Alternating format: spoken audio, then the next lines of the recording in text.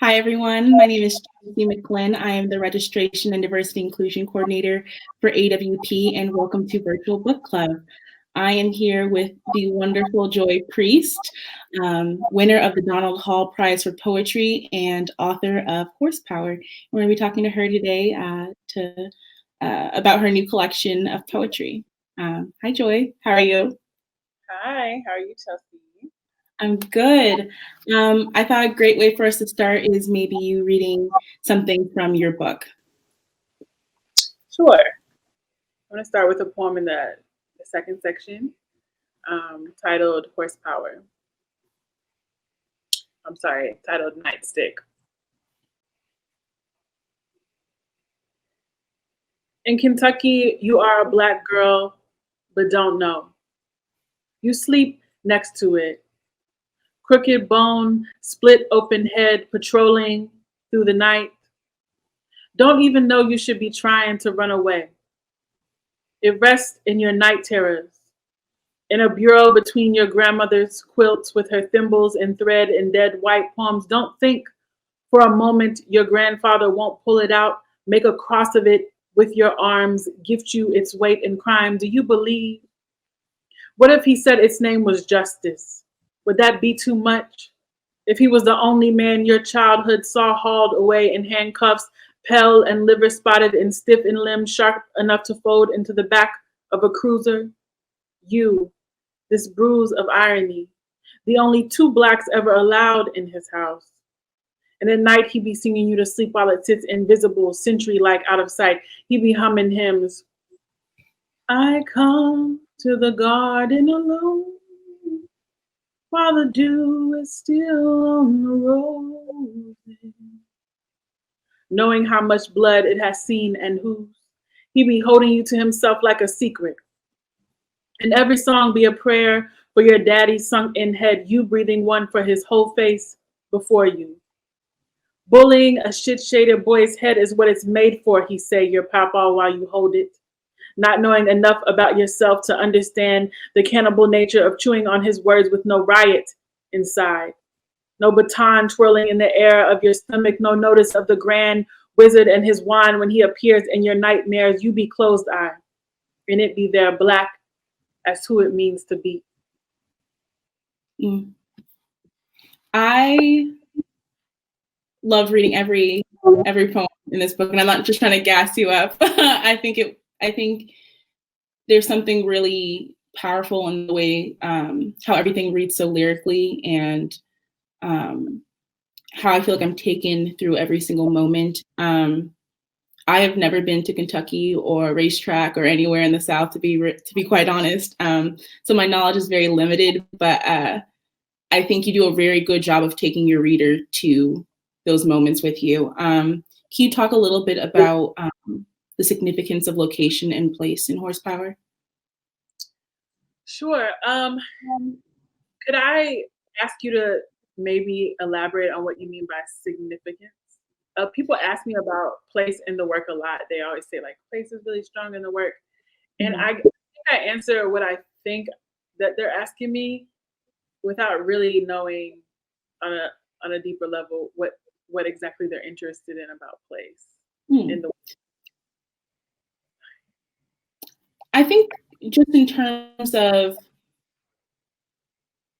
like the speaker, like this girl that we have that we're following, and sort of like this is not linear. We're jumping through time a lot, and we're at the racetrack, and we're at home with her grandfather, we're with her father, we're with her mother. I'm just sort of wondering what it all means to you, I guess, or what you want folks to feel when we're with the speaker. Right. Well, I think just organically place comes up. I would be interested. I was thinking about this earlier, trying to think of a poem that place or location isn't in, like a poem void of Mm, that. But I think for me, I'm working, looking at the book at large, I'm working within a single image system. And that image system is the landscape of Kentucky. So everything I pull from figuratively is coming from that image system. Oftentimes when I do lead a workshop, I'll ask writers to think to do like a noun chart, make a chart of persons, places, things, which is an assignment my uh, professor gave me in undergrad, my professor Nikki Finney. And it was just, I mean, it really, I could trace most of the poems in the book, particularly in the second section, back to that assignment, which is to make a noun chart, person, places, or things um, of people, places, and things that haunt you, that continue to pop up in your memory. I think we don't think about it a lot actively, but subconsciously, you know, there's a dream in your childhood that you still remember, or there's like a place that you went with a family member that sometimes occurs to you. You know, these things that serially occur to us. And so I was working from that chart, from that image system, so often in constructing some of these poems. But also, I would say, as I've said in an essay before, living in Louisville as a Black person, there's like an inside joke there that like most of the country doesn't even know Black people live in Kentucky. So it can feel like, I mean, now they do, right, with Breonna Taylor, but like now, I mean, you know, growing up, it could feel like living in obscurity, or, you know, because there's nothing in the mainstream really. I wrote an essay about this, but like hip hop, there was no like definitive mainstream Kentucky like rapper, you know, so that sort of thing. So um, I think I also was writing toward this affirmation of, you know, sort of like canonizing my community, or like entering it into the archive, making a record of all the sensory like information of the place I'm from. I'm really glad that you brought up Breonna Taylor, because I think a lot of what happens when we sort of make her a martyr, we forget about the people around her who lived before her, who lived with her. And I think we could very much read, like you read poems as like a catalog of history, as an archive. How do you think about your work thinking about Breonna Taylor? Well, you know, the book was finished way before this year, but I think it feels. I mean, there's really no way to intellectualize what this year feels like. That, you know, there's a lot of conflict, internal conflict about it, because it's like, okay, now Louisville people are aware that we are here, but it's because it isn't. It's because a girl from our community is no longer here. So it's you know, emotionally paradoxical. Um, I think that what now, because of Breonna Taylor, has entered the mainstream consciousness, the conversations that we've been able to have, the just unfolding snowball of scandal that's being uncovered in the Louisville Metro Police Department, in the way that they operate. Um, Conversations about gentrification processes in Louisville, conversations about food justice in Louisville, because, you know, West Louisville has one grocery store for 40 blocks. You know, West End residents, 30% do not own a vehicle. You know, so there are no hospitals, no sit down restaurants, no movie theaters. So talking about those things and being able to articulate the specific problems, like being able to say, oh, this is called a food desert. This is called a food justice issue.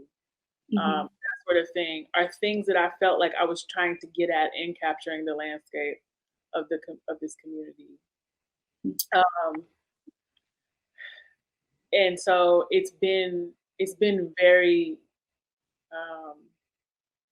it feels like my book has come out in the context of community. It feels like my book had, very cosmically entered the universe at the right time in order to contribute to those conversations. Um, and I feel very affirmed in the things I suspected, or that the issues that I diagnosed growing up, that I had some intuition about, that took me 10 years to articulate through these poems. Mhm. I think a lot of times, I feel like as like a Black academic, it's very hard to sort of detach from the ways in which you're being taught to sort of critically think about your upbringing and your community. And so we sort of move away from like the real issues of these are people, like we are being very much killed and abused by systems, by people way up in the administrations. And I don't read this work at all as academic. And I think of that in a good way. Like, I think this is something that is accessible to anyone in any community, which I really, really love. Particularly this speaker feels like someone that I know personally. The experience extremely unique, but there's something very universal about Black girlhood. The speaker is very hyper aware of her surroundings, very hyper aware of her Black skin. And I just want to hear you talk more about that. Yeah, I wrote this in the original blurb for the book, but it was really academic, actually, like the description I wrote. And I didn't, when you fill out the author questionnaire for the publisher, they ask you like to describe your book. And so I thought I was just describing it for the questionnaire to help like marketing. Mhm. And they actually put that on the ARC, the advanced reader copy, as the blurb. And so before the actual book came out, I was like, no, take that off, like because it didn't feel poetic to me. And I do also claim scholarhood, and I am studying literature, and I have scholarship published.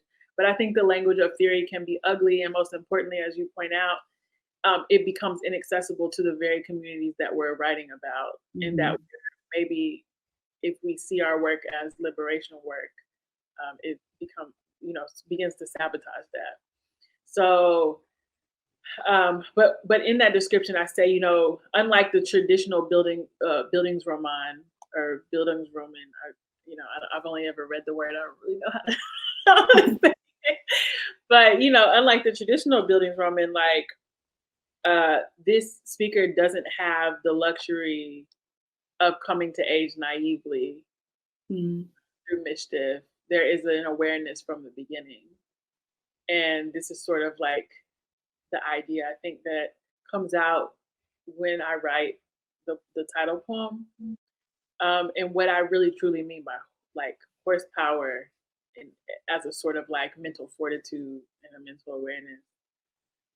But I think this speaker also too particularly has also the added layer of being under the stewardship of white guardians, of white parents in the beginning. And so that adds a little bit more complexity to an already fraught childhood. And I'm kind of exploring this in this new project that I'm working on, but I am under the impression that white stewardship of Black children can be very dangerous, and particularly because I think there's a different philosophy of parenting. There's a different philosophy of nurturing. One household does not talk about race at all. One household knows that's an important conversation to have from the very beginning. And so that can have different effects on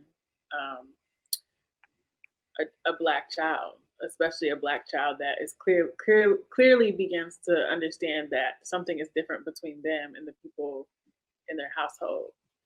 So these are all sort of things that I wasn't actively thinking about as I was writing the poems, but that I've like sort of taught myself through the poems, or sort of excavated that childhood um, understanding of things, or like this Mhm. sort of this sort of future perfect tense, this like um, retrospect.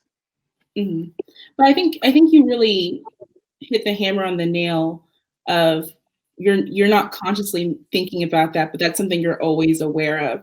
And I feel like Black children, especially Black girls, aren't awarded the luxury of just not knowing. They have to like you said, have to have those difficult conversations. And I feel like sometimes when we're having these conversations about Black children being raised in white stewardship, as you put it, is we jump to the conversation of like, oh, well, how are they going to do their hair? But that's, a very important conversation, but Oh, an issue.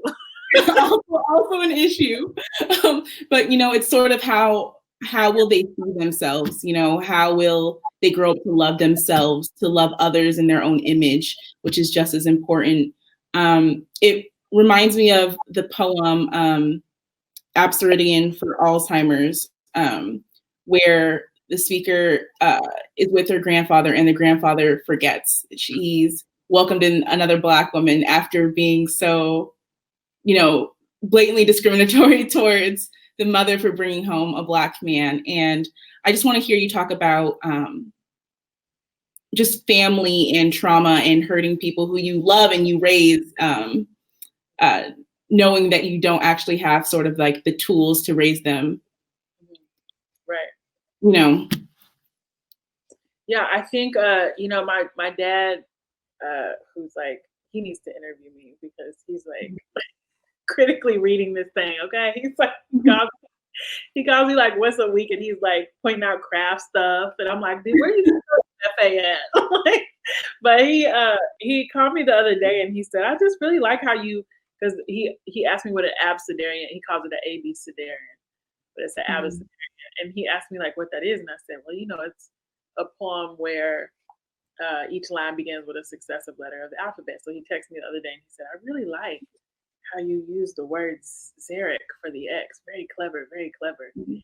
That started a whole conversation about what that section meant, like what it meant to be a xeric unblooming thing down there beneath them. And for the speaker, the them is the white parents raising the speaker. Um, and he talked about, wow, like, so just devoid of any like nurturing water, like the way like it would just be it's the equivalent of like depriving a plant of water, or a plant adapting to an environment in which there is no water. And I that's how I sort of think of uh, what the experience of Black childhood in under the stewardship of white parenting. And I'm thinking so much these days about the Hart children. If you don't know about that story, then you can look it up and understand the reference here. But in terms of trauma, I had to really get deeply into the psyche of, uh, you know, the white parents. Like, what would be the motivation? Why would they do? I think oftentimes we, as people, we understand our hurt, but as a writer, I have to investigate not just the speaker's pain, but also the poet I, who writes in the persona of these like cruelty, right? Um, it's not enough for me as a writer to just think about the pain of the Black girl speaker, but also to get into the psyche of why the motivation behind not talking to a Black child about what race they are, their identity, and think, why would you do that? And so I had to come up with answers for that because I didn't want a flat, one-dimensional um, story. I wanted to talk about an American problem. Uh, Mm. and so, I'm thinking that particularly parents, even there's a complicated dynamic here in that the white grandfather and the white mother of the speaker love the speaker, love the Black girl. That's not in question. But they are still a danger to her. So I'm thinking that parents make, I had to think a lot about this, but parents making decisions that they think is the best decision. Why would a white mother lie to her daughter about what race she is, or not tell her she's Black, or not tell her who her father is? Where did these, what would ever possess someone to do that? Well, as a mother, you're thinking, I need shelter. And my father says, if I want to stay with him, if I want shelter, then I can't tell her that she's Black, and I can't tell her who her father is. So that's a decision you have to make as a mother.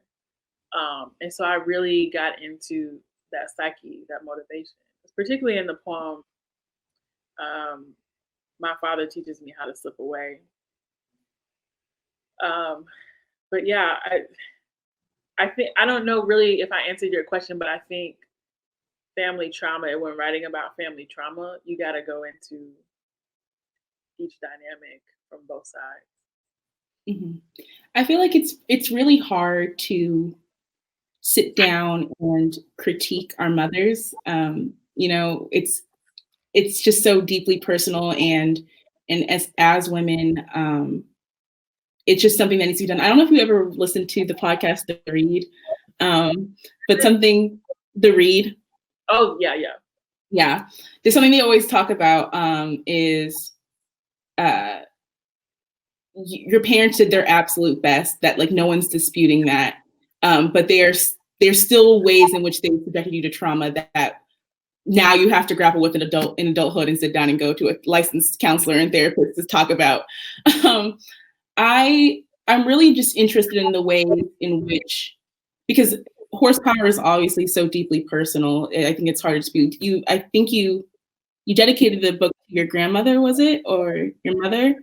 I dedicated to the matriarchs on my father's line. So my grandmother, my father's grandmother, and my grandmother's sister, who was effectively my grandmother growing up, because she lived in Louisville, whereas my literal grandmother lived in Cleveland with my cousins. Got to be with my actual grandmother. That's beautiful. But see, it's very personal. So I imagine it's very hard for you to, like, divest what is personal and what is well, like criticism or critique. I actually want to talk about this. This feels like a good opportunity, but I think sometimes we say, like, don't assume that the speaker is the poet, right? Because it might not be, and that's a common mistake that's made. But also, I think there's another reason, and I think that is, it's like etiquette. It's like a courtesy. Like, give the poet some distance, like a layer in between. Because I didn't write a memoir, and I would say, like, yes, obviously this is based on my personal experience, but not everything in here is nonfiction. Not everything in here is autobiographical, because the genre is poetry. So I may have, so definitely there are imaginative elements, and definitely there are substituted details and things like that to get at the truth, the actual truth, not the facts of the situation, but the truth of what happened. And the speaker in these poems also critiques the father relation dynamic too, as well, the Black fatherhood, at the intersection of gender, and race. And I spent a lot of time interviewing my parents while I was writing these poems. Like, I would sit up in the evenings and I would call them to remember something, or I would read the poems to them. So they've heard, before my book came out, they heard every single poem that was in the manuscript. Going back to what you said earlier about your father, like, reading it almost like the lens of a scholar, I really appreciate it. I'm sure there's MFAs and graduate students alike who are sitting around thinking like my parents have no idea what it is that I do. So I'm really glad that you have that experience. I've heard your book be described as an escape, and I just want to sort of explore that in terms of, is it in terms of escape of self? Is it escape from your community? Escape from just everyday reality? I want to hear you talk about that. Yeah, I mean, when I was doing my MFA, I was also doing a women and gender studies certificate, and I was reading a lot of like critical race theory, our president's favorite subject, and especially like I was really obsessed with fugitivity. I know everyone's like, Fred Moten, like no one knows what he's talking about. Happy Fred, congratulations on the MacArthur Genius Grant. But I was very obsessed with that, with the scholarship around fugitivity and just that concept, and like the transposition of fugitivity from like, you know, not as a criminal thing, but as a liberatory thing, as a like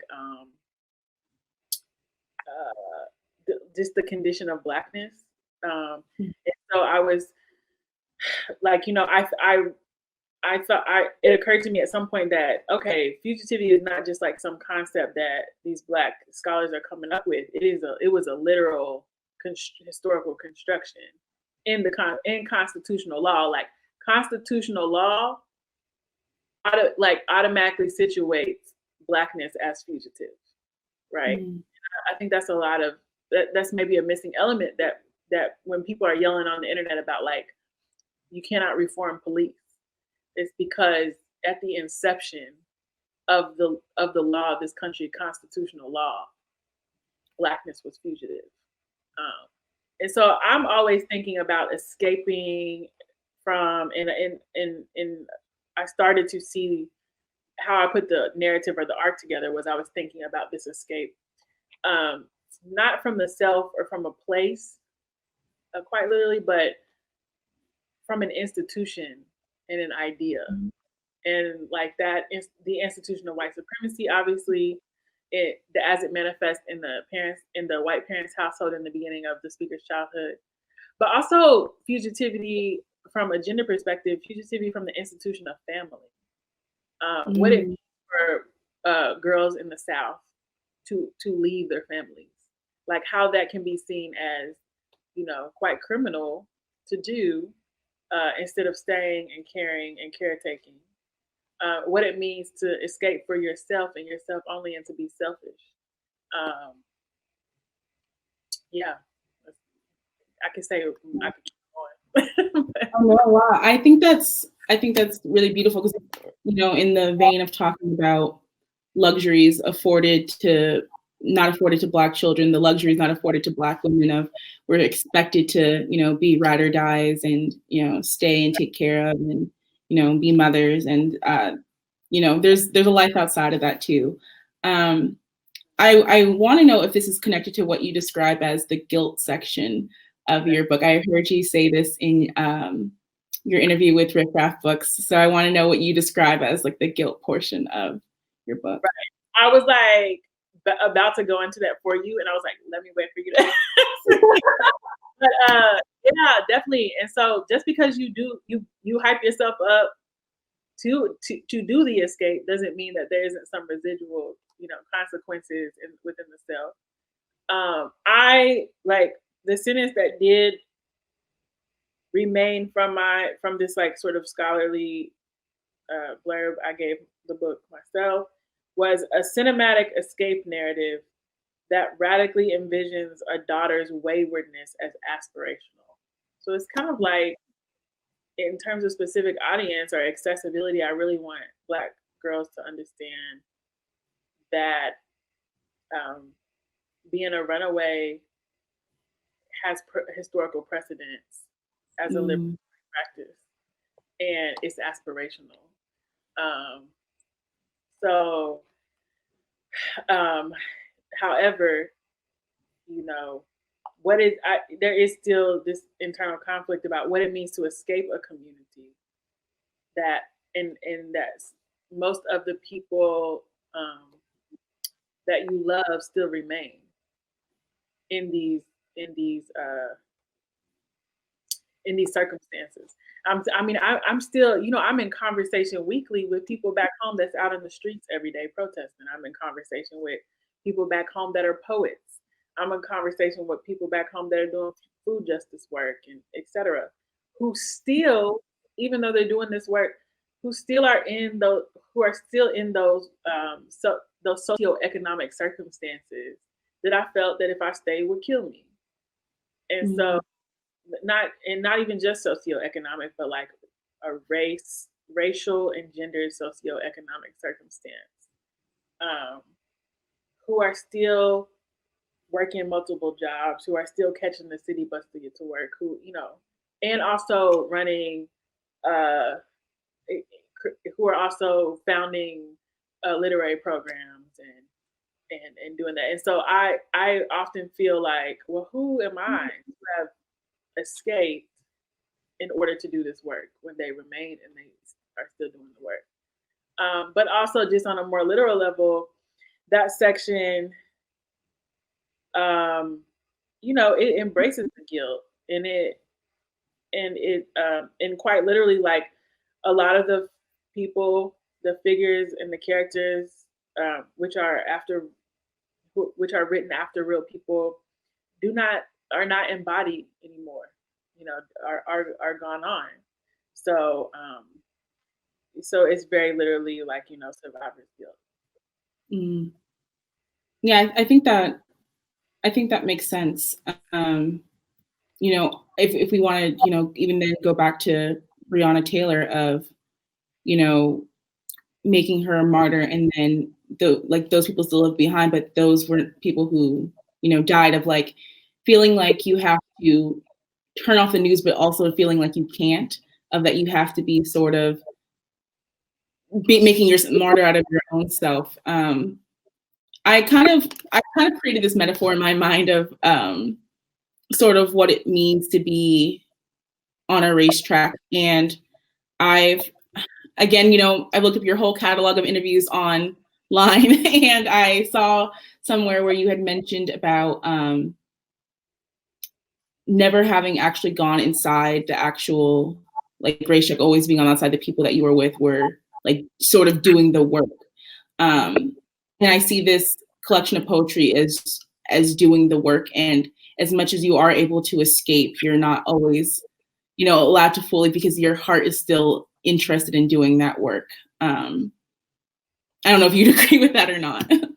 Yeah, for sure. Like, and that's the thing. It's like escape from an idea and an institution is what I'm talking about, and not in actually a physical place or any other ideas, but a specific idea, which is,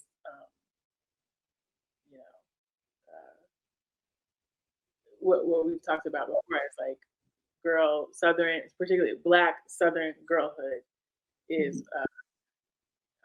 a particular relationship to the family.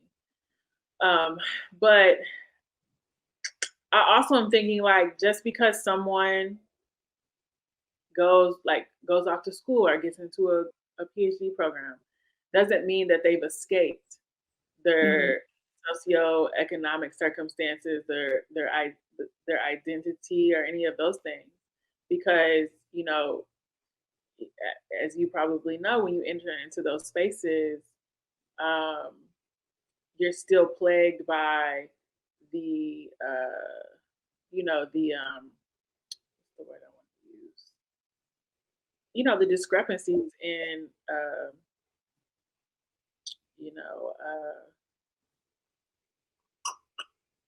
I think about how to talk about this. Like the treatment, what's inflicted upon you in those white spaces.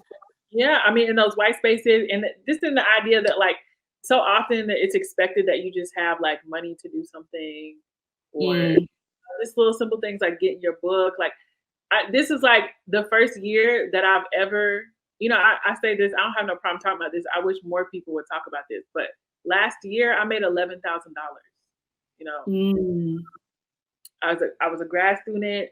I had to go home because I didn't have no summer work and stay with my parents in their house. Okay, I stayed in their basement last summer. I'm 30. I was a 30-year-old woman, you know. And then, Mhm. and then I went to a fellowship in Massachusetts where we were getting $750 a month. So a lot of people who do these sort of things, who have now, like within the last year, I've been writing these poems for 10 years, but it's just in the last year that I win an award and I get like a fellowship in these things.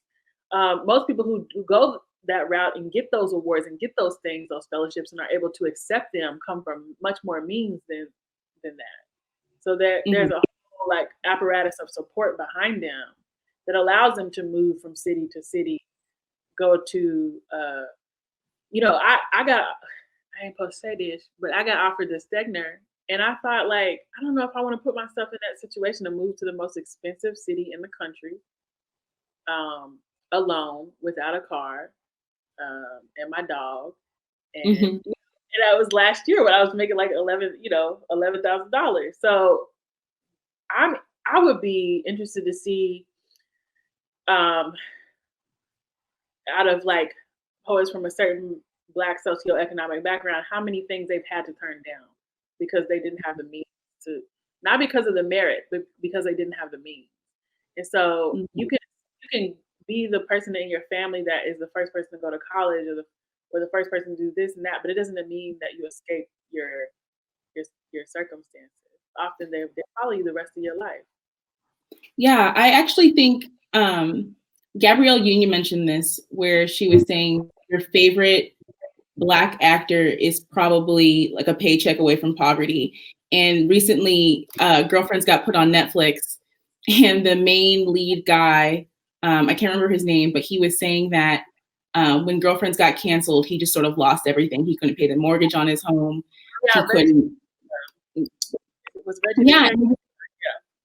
Yeah, yeah, yeah, and I health. was, That's another yeah, thing, like the environment, like coming from a place like West Louisville, which is a food desert. So everything is a fast food restaurant. You got Lee's Famous Recipe Chicken, McDonald's, and then living by the river where the waste plant is and all those chemicals. We know that West Louisville also suffers from environmental injustice. So you coming out that you just because you escape the physical space doesn't mean that you suddenly are moneyed and that you are not going to have health problems that follow you as well. That the place can enter your body and hibernate and pop up at a later point in the future. Mhm. So it really troubles the notion of escape. I'm sorry, I didn't mean to cut you off, but Oh no, you took the words right out of my mouth. I think it's great. he's having health problems he can't even like afford to liberate himself from. So Mhm. And I think that also goes hand in hand sort of with I guess it's like also just in terms of performance, because those folks aren't then allowed to like exist in poverty without being watched as like a spectacle almost of. And so here you have people who want to make the physical escape, and they're not able to that because they're being watched by their communities. They're expected to perform to a certain kind of level. I think it happened to Wale too, or I can't remember which rapper, but they were at a Trader Joe's working, and they got their photograph snapped, and they're like, I'm just trying to supplement my income. I'm still doing these really remarkable things, and I'm trying to do the best for my community, but I can't do that in peace. And I think that's just a bigger conversation of Black people being allowed to have peace. yeah, wow. Wale. I want to say it was Wally, but I don't think it is. I don't think it is. No, I know that. But yeah, I mean, I don't really know what to add to that, but it's yeah, it's stressful. I mean, I was waiting tables up until 5 years ago. I like that you include that in your bio. That you didn't suddenly stop doing that because you became a writer. Yeah. I include that. That's very intentional. Sometimes I'm like, people don't think this is like corny, but I'm like, these are the jobs I've had. I've been a fast food worker. I've been a waitress. I'm sold tickets to movies, and then I got into the academy, and because the university needs cheap labor, I can now say that I've been a professor. But Mhm. that's like my job history. I mean, I wrote for the paper while I was waiting tables in Kentucky. But but you know, I think about like Lucille Clifton saying that her poems were so short because she wrote in these intervals of child caring, like as a mother, and it makes me think about when I waited tables and I would write in my order notebook, you know, when I could like sneak a few moments. I didn't have that many tables, and I could sneak a few moments in a closed section or something in a booth. So I think I wrote a lot better then, but you know, I shouldn't say because like I don't feel, you know. I think there's always like this idea that you have to like write while you're in struggle, that you can't write when you're peaceful, have content, a stable job, stable income. You have to write when you're in the struggle, or else it's not good. But yeah, I've heard like very famous poets. Well, poets aren't famous, but very well known poets that that I'm cool with, or like that y'all know, that I can tell you right now, who say that. Like, I wonder if I was happy, if you know, I'm scared to meet someone and fall in love and have a family and kids and everything be great, and then I can't write anymore or something. And so like I really have like actively push back against that idea, because I think it can create like a self-sabotaging, you know, sort of trajectory. And you know, the most important thing to do is work on your craft. And if you get into a situation of happiness, like, you know, don't block it because you want to write the next American novel. You gotta write in that situation, like, or you know, and I guess I think I'm different than a lot of people, or maybe, you know, I don't know why I feel like shameful about saying this, but if it was between happiness and writing, I would choose happiness. Time and time again. Yeah, like I just be like, ooh, I can't write poems no more. Like, you know, I love gardening in my family and stuff, you know. Which I you know, I think is really wonderful about horsepower is It's ironic that I just talked about is escape from the institution of family. Sometimes we reveal ourselves and our contradictions. But you know, I think it's something important to say about like happiness and forgiveness and thinking about horsepower and like this archive of memories of like, you can still exist at the end. Like you can still go through all of this. You can have this collection of memories. You can, you know, look back and have it not, you know, tear you down. Like to be able to go on the phone with your parents and ask them about these things, and you're still in one piece, you know, you're able to do it, which I think is really important to draw from this. Yeah, I think me and my father have the best relationship we've ever had in my life. And it's only because we've been through these very difficult moments, but he really, really deeply reads the work and like has these deep conversations. I mean, we're conversation partners, you know. So it's really, I mean, you know how they say like, I don't know if like where you from, this is a thing, but where I'm from, it's like just fight and get it over with. Go outside, fight and get it over with, so y'all can be, you know, friends. It's not the end. Conflict is not the end. Yeah, conflict. Ooh, that's a word. Conflict is not the end. I feel like that's I'm gonna sit with that one. Is there anything that you want folks to take away from horsepower? Like if it's just one thing you want people to take away from it?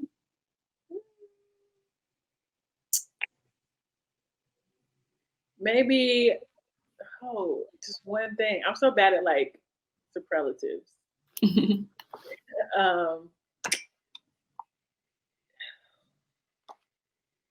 I want them to, man, I don't know. I think we covered everything. Maybe something small like don't forget to pay attention to the other iterations of horsepower. Like, because horsepower is multi-resonant. Like, it's not just about growing up across the street from the racetrack. It's also like the cars. You know, I love those muscle cars. It's also about mental fortitude. It's like so many different kinds of horsepower in the book. So like, be looking out for all and any kinds of horsepower. Oh, any kinds of horsepower. trains, what Black mobility means, like the Great Migration. Like there's so many things coming out of that concept for me when I realized that's the title. Well, thank you so much for sharing. Thank you, Chelsea. I love talking to you. Yeah, I'm so glad we have the opportunity to do this and, share with all these folks all the wonderful things about horsepower.